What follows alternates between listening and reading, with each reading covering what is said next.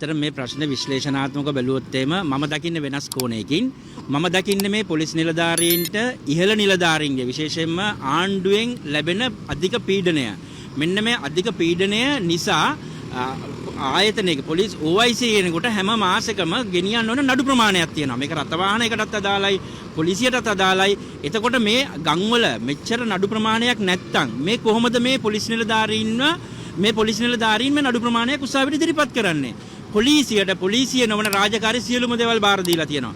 Dengue මර්ධනය බාර දීලා තියෙනවා. පාර දින ලයිට් එක නිවන්න බාර දීලා තියෙනවා. මේ සියලුම දේවල්. හැබැයි මේ ලබා දීම තුලින් මේ පොලිසිය නිලධාරීන් අධික පීඩනයකට ලක් වෙලා ඉන්නේ.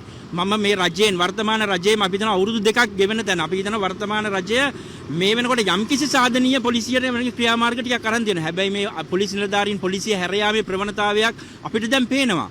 මේක මේ නිකන් ආවට ගියාට මෙච්චර අවුරුදු 76ක් ආපු පොලිසිය අවුරුදු 160ක් ආපු පොලිසිය මේ වෙනස් කළ යුතු කාලය ලැබෙලා තියෙනවා. මේ පොලිසියක ගමක නඩු නැත්තම් කොහොමද පොලිස් නිලධාරීන් නඩු ගේන්නේ?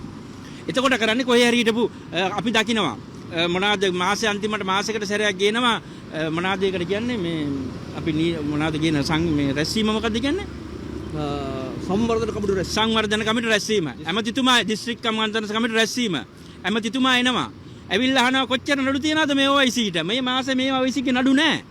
එතකොට පොලිස් නිලධාරීන් වෙන අපහසුතාවය. ඒ නිසා වුන් කරන්නේ කවුරු හරි කමන්නේ ඉන්න කට්ටිය ගිහිල්ලා පොලිසියට ගිහිල්ලා දාලා නඩු දානවා.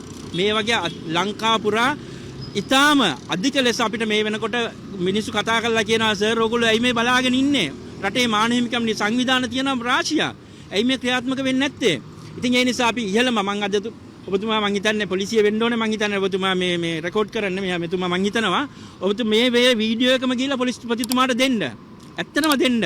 මොකද එතුමා හොඳ පහළ පොලිස් නිලධාරියෙක් ඉඳලා පොලිස් කොස්තාපල් මත් ඉඳලා අද පොලිසිය උසස්